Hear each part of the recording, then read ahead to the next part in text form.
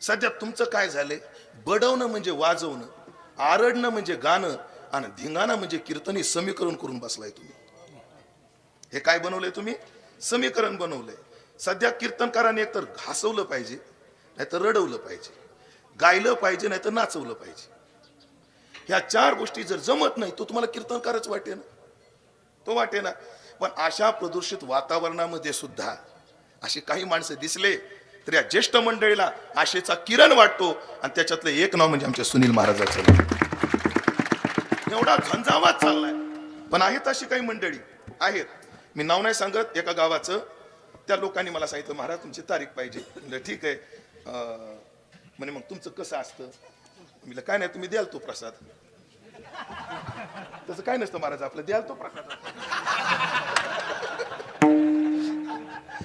महाराज इकडं पहा बाबा, मी माझ्या प्रामाणिकपणाने कबूल करतो, पण अण्णा तुम्ही सगळे मला पाहून आहेत, तुम्ही मला लाख द्या, घेऊन जायची तयारी नाही. तुम्ही नका देऊ, मी सांगायला. आम्हाला तुकोबरायचं एक प्रमाण आहे, आम्ही घेतच नाही.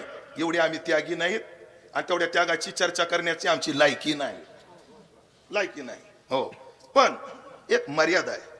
तर त्यांनी मला विचारलं, का हो महाराज, हो एक तुम्हीच असे भेटले, आमचा सुवर्ण महोत्सव आहे, तुम्हीच एक असे भेटले की काही चर्चा करत नाही. मला असे लई आहे, तुम्ही त्याची गाठ घ्यायनात म्हणून.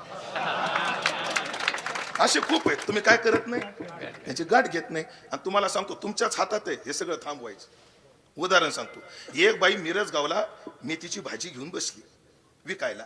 एक माणूस आला, बाई कितीला दिली जोडी? म्हणे 35 ला. मेथीच्या जोडीचं बोलतोय मी. काय झालं? जोडीचं सांगतो मी. पाटील ऐका, नंदू महाराज कितीला म्हणली ती जोडी? 35 ला. ते मला, बाई तिकडं 20 ला आहे ना. ते जाय ना, घे ना मग तिकडून. ती बाई अशी म्हणते. दुसरा आला, बाई कितीला जोडी? 35 ला. तिकडं 15 ला. घे ना तिकडून. ती एक दोन गिराईक सोडी ती. पण पाचवी गिराईक जर म्हणू लागलं तिकडं 15 आहे, तेव्हा ती बाई विचार करते, आपण जर 15 आलो नाही तर भाजी सड.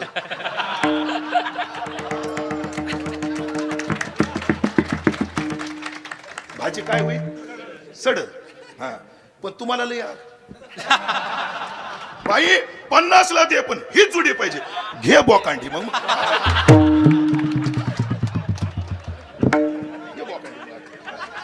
करता काय मग आता? आणि आमचं कसं झालंय सांगू का, घोडं पाहून आमचे बी पाय दुखायला लागली. काय गैर आहे का संपतराव? काय गैर आहे का सांगा? हा, काही बोलून काही न्यायला लागले. मग आम्ही पोटाला आमच्या डिझेल पुरतं नको का आम्हाला? हा, तो भाग सोडून द्या. विचार सांगतो, सध्या वारकरी संप्रदायाचं तत्वज्ञान, वारकरी संप्रदायाची जोपासना, महाराज या साधू संतांनी देवोनिया जीव आणि वडिली साधीला हात ठाव. महाराज आमच्या पूर्वजांनी एक एक ग्रंथ सोडवण्याकरता एक एक इंद्रिय घालवले. मी वैकुंठवासी वक्ते बाबाबद्दल ऐकले. हे जेव्हा शास्त्री महाराजाकडे, त्यांचे भाऊ वगैरे सहपाठी सगळे, शास्त्री महाराज, एकनाथ महाराज देगलूरकर यांच्याकडे चिंतन करायचे. लाईटची सोय नव्हती. तर घटना अशी आहे, एके दिवशी म्हणतात ते ग्रंथाचं चिंतन करत होते चिमणी लावून, लाईट नसल्यामुळे महाराज चिमणी लावून. तर ते चिंतनात एवढे व्यग्र झाले, त्या दिवाच्या जाळीनं त्यांचा डोळा जळाला. कशा करता? अभ्यास करताना एक डोळा गेला, असं मी ऐकून ज्येष्ठांच्या मुखातून.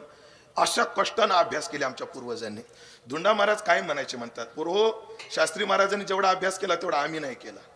आम्ही जेवढा अभ्यास केला तेवढं तुम्ही करणार नाहीत, आणि तुम्ही जेवढा केला तेवढी तुमची पुढची पिढी करणार नाही. ठीक आहे, प्रत्येकाला शास्त्र सांगता येतं, सगळ्याला शिकता येतं, असं काही नाही. पण ऐकलं का, शास्त्र न शिकता संत वाङ्मयाचं मी बोलू का, वरवरच म्हणतो महाराज शब्द, वरवर जरी अवलोकन केलं, फार सुंदर चाकुरीबद्ध बोलता येतं. अशाही वातावरणामध्ये महाराज मी हृदयापासून बोलतो. काही माणसं भेटले की ज्यांना पाहून समाधान होतं ना, त्याच्यातलं एक नाव म्हणजे मला सुनील महाराज. जे भेटले काही लागत नाही, निर्निमित्त. म्हणून आज तुम्ही इकडं पहा महाराज, सगळ्या समाजाकडे पहा. या 4 कंपाऊंडच्या आत समाज आहे हे पाहू नका, पण हा समाज महाराष्ट्रातला आहे याचा अभ्यास करा.